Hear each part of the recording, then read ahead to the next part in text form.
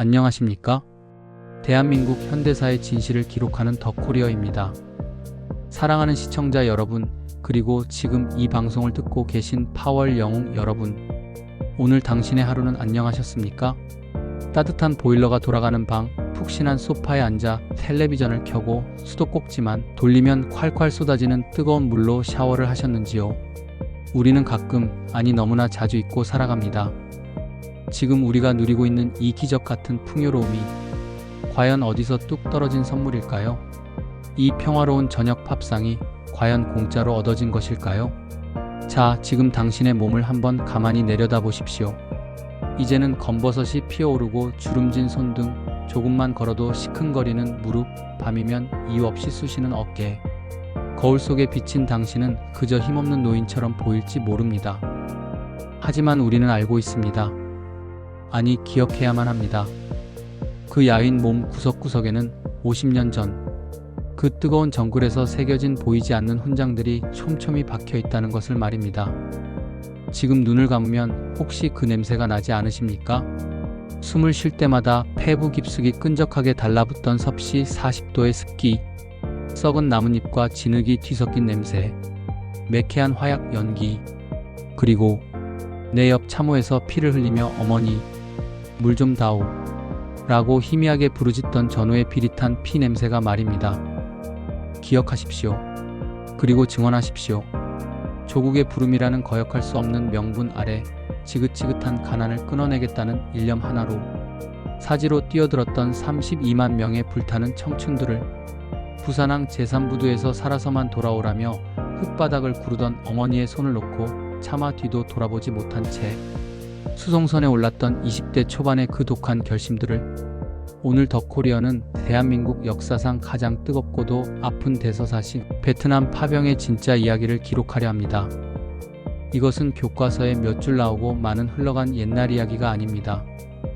바로 오늘 우리가 밟고 서 있는 이 대한민국이라는 거대한 땅을 만든 아버지들의 피와 땀, 그리고 눈물의 역사입니다. 가슴을 활짝 펴십시오. 당신은 잊혀진 노병이 아닙니다. 당신은 대한민국을 절망의 구렁텅이에서 건져 올린 살아있는 신화이자 역사의 거인입니다. 제1장 100달러의 비명, 가난은 죄였다.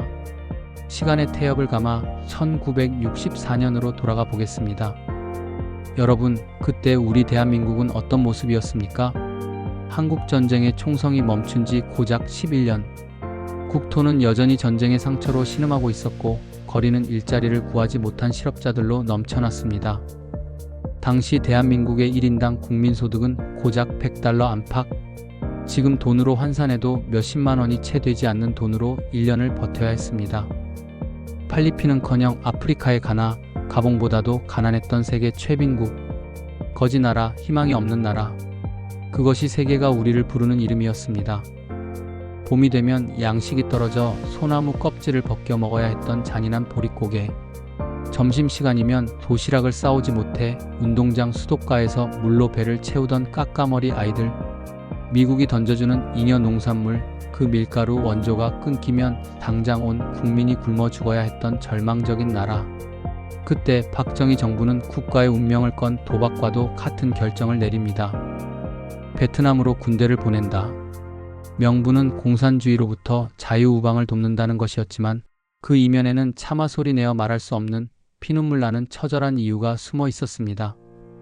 돈이 필요했다. 국가를 살릴 돈, 공장을 돌릴 돈, 아니 당장 내 새끼들 입에 풀칠할 쌀을 살 돈이 필요했습니다. 그때 연병장에 모여 저를 보내주십시오 라고 손을 든 청년들은 누구였습니까? 부잣집 도련님들이었습니까? 권력가들의 자제였습니까? 아닙니다. 대부분이 시골에서 뙤약볕 아래 소를 몰고 농사짓던 가난한 흙수저 아들들이었습니다. 동생의 중학교 등록금이 없어서 밤새 끙끙 앓던 부모님을 보며 남몰래 울던 맏형들이었습니다. 홀어머니의 밀린 약값을 벌기 위해 무엇이라도 해야 했던 효자들이었습니다. 1965년 10월 맹호 부대 본진이 떠나던 날을 기억하십니까? 가을비가 추적추적 내리던 부산항 제3부두. 부둣가는 온통 하얀 소복을 입은 어머니들과 갓난 아이를 포대기에 업은 젊은 아내들의 통곡 소리로 가득 찼습니다. 아이고 내 새끼야. 총알이 비 오듯 쏟아진다는데 거기를 네가 어찌 가나? 여보, 우리 철수는 어쩌라고. 가지 마요. 제발 가지 마요. 어머니는 헌병들의 제지에도 아랑곳하지 않고 시멘트 바닥을 기어가 아들의 군화 발을 잡고 늘어졌습니다. 아내는 남편의 바짓가랑이를 잡고 실신했습니다. 군함 갑판 위에 도열한 당신은 그런 가족들을 차마 내려다보지 못했습니다. 입술을 깨물어 피가 터지도록 참으며 흐르는 눈물을 빗물에 감추며 속으로 천번 만번 맹세했습니다. 어머니 울지 마소. 내 목숨 하나 걸어서 우리 집안 이 지긋지긋한 가난 내 손으로 기필코 끊고 오겠습니다. 살아서 돌아오겠습니다. 그것은 단순한 출정식이 아니었습니다. 가난과의 전쟁을 선포하는 대한민국 아들들의 거대한 눈물의 의식이었습니다.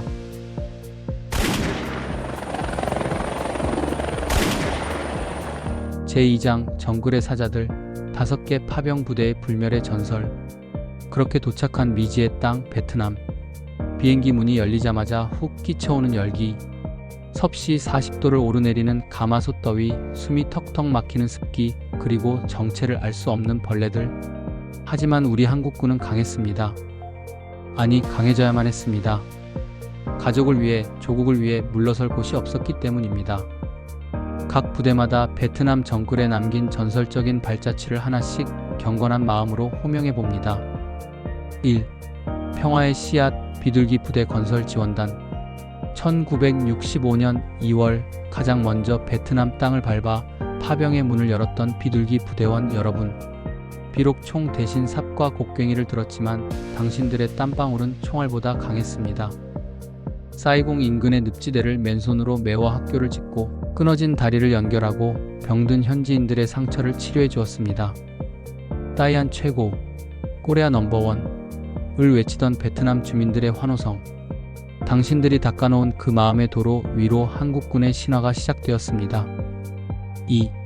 정글의 제왕 맹호 부대 수도기동사단. 조국이 부른다, 맹호는 간다. 퀴논의 험준한 산악과 정글을 호령했던 맹호 부대원 여러분. 1966년 투코 전투를 기억하십니까? 캄캄한 밤, 파도처럼 밀려오는 적의 기습 공격에도 한 발짝도 물러서지 않고 백병전으로 고지를 사수했던 그 투혼. 당시 베트콩들 사이에서 나돌던 지령문에는 이렇게 적혀 있었다고 합니다. 한국군을 만나면 무조건 피하라. 그들은 죽음을 두려워하지 않는다. 그들은 맹수다. 그 공포의 대상이 바로 당신이었습니다. 3.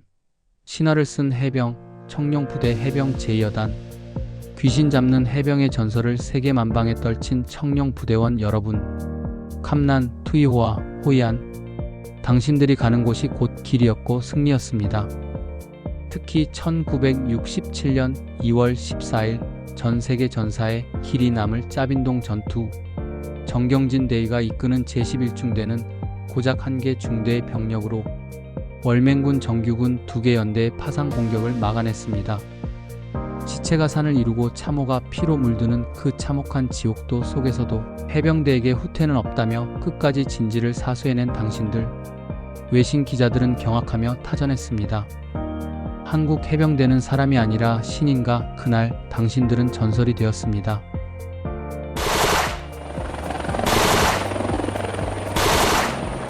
4.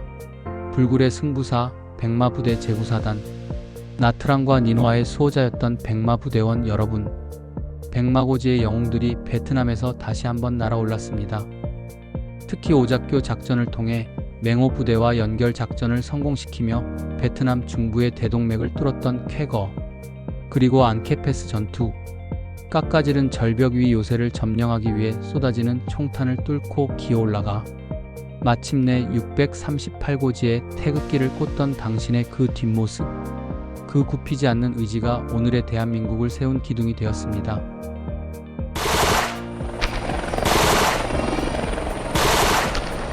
5. 전장의 혈관, 지원부대 십자성 백구 음마.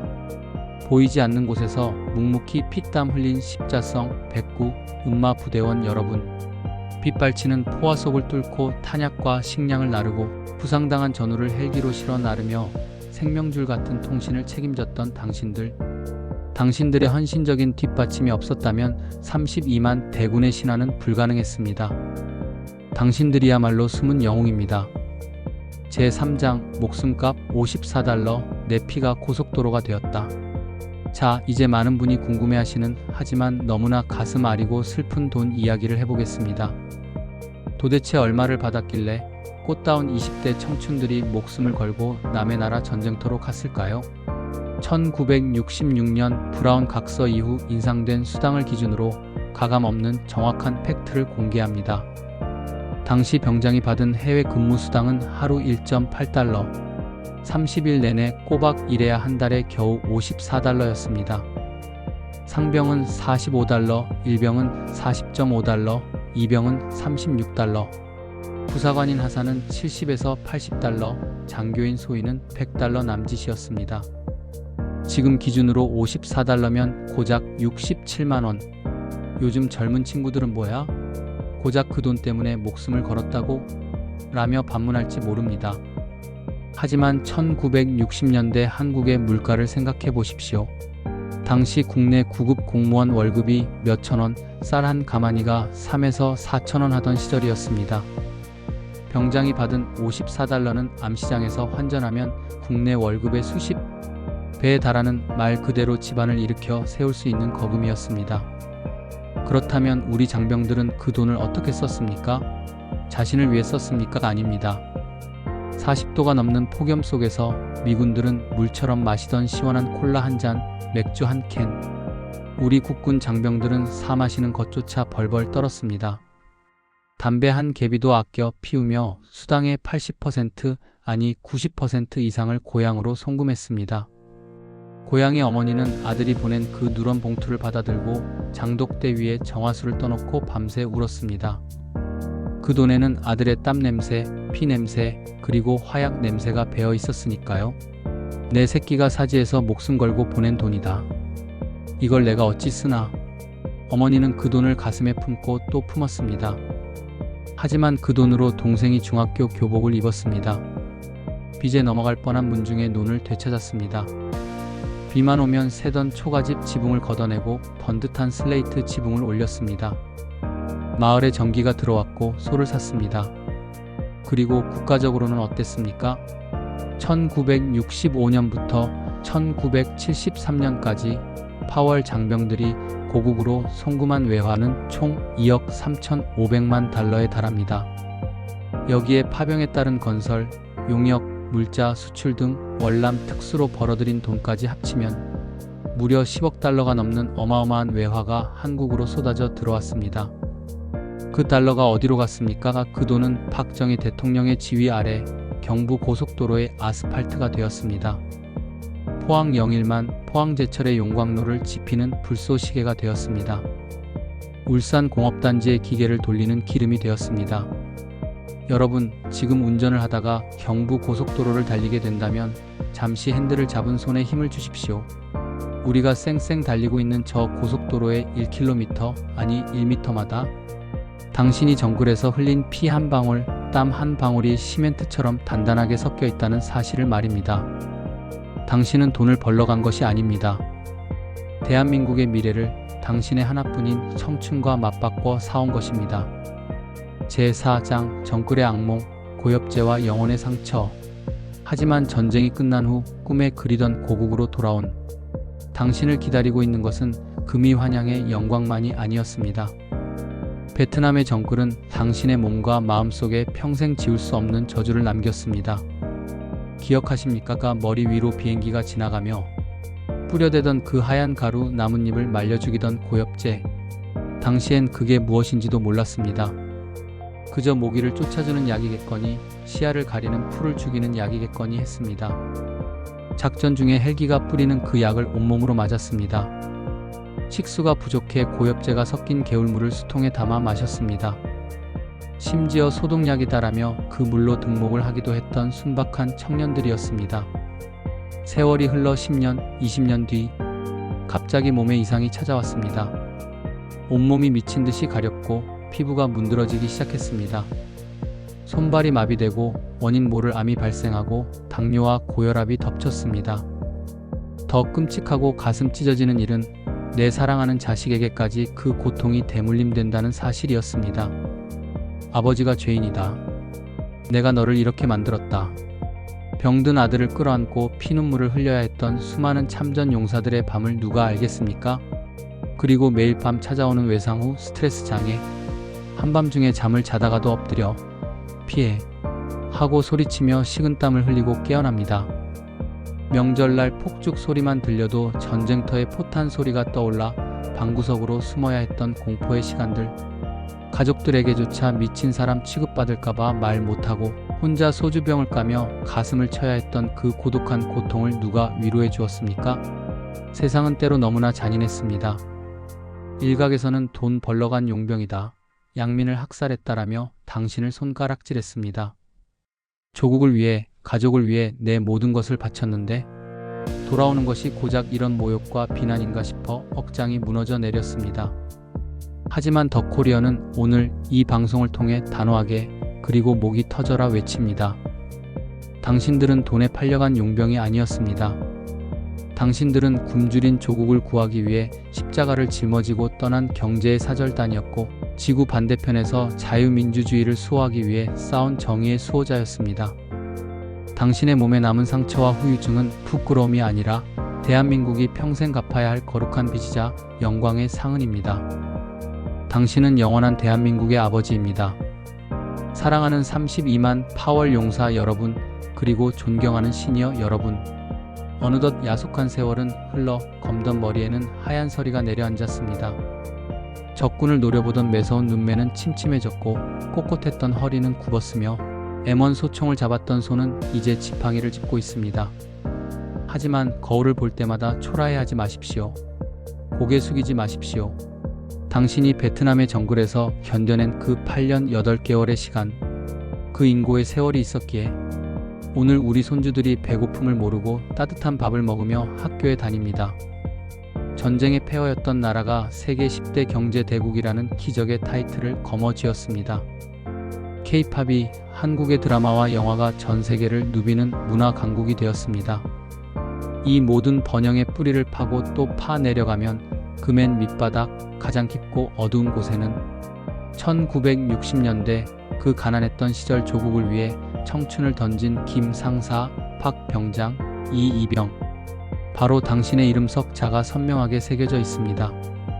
그러니 제발 자부심을 가지십시오. 당신은 그저 공원에서 소일하는 늙은 노인이 아닙니다. 당신은 대한민국이라는 거대한 탑을 어깨로 떠받치고 있는 거인입니다. 역사가 기억할 것이고 이 땅의 모든 아들과 딸들이 기억해야만 합니다. 저희 더 코리어는 당신의 숭고한 희생 앞에 머리 숙여 깊은 존경과 감사를 표합니다. 당신의 남은 여생이 당신이 바친 청춘만큼이나 찬란하고 대우받는 삶이 되기를 진심으로 온 마음을 다해 기도합니다. 당신은 우리들의 영원한 영웅입니다. 당신들이 계셨기에 우리가 있습니다. 사랑하는 시청자 여러분, 오늘 이 피 끓는 이야기가 당신의 가슴을 뜨겁게 적셨다면 지금 바로 영상 아래에 있는 구독 버튼과 좋아요, 엄지척 버튼을 꾹 눌러주십시오. 여러분의 구독 하나하나는 잊혀가는 우리 영웅들의 역사를 다시 세상 밖으로 끌어내는 가장 강력한 확성기가 됩니다. 여러분의 좋아요는 정글에서 먼저 간 전우들의 너클 위로하는 따뜻한 국화 한 송이가 됩니다. 그리고 댓글창을 봐주십시오. 나는 맹호부대 26연대 출신이다. 청룡부대 몇 기, 부산 사는 김아무개 여기 있다. 자랑스러운 당신의 부대와 군번을 남겨주십시오. 혹시 압니까? 50년 전 그 포탄 쏟아지던 정글 속에서 생사를 함께했던 옛 전우를 오늘 이 댓글창에서 기적처럼 다시 만나게 될지 말입니다. 우리는 끝까지 당신을 기억하고 당신의 목소리를 대변하겠습니다. 지금까지 대한민국을 지킨 당신의 이야기 더 코리어였습니다. 환절기 건강 유의하십시오. 그리고 부디 행복하십시오. 감사합니다. 충성.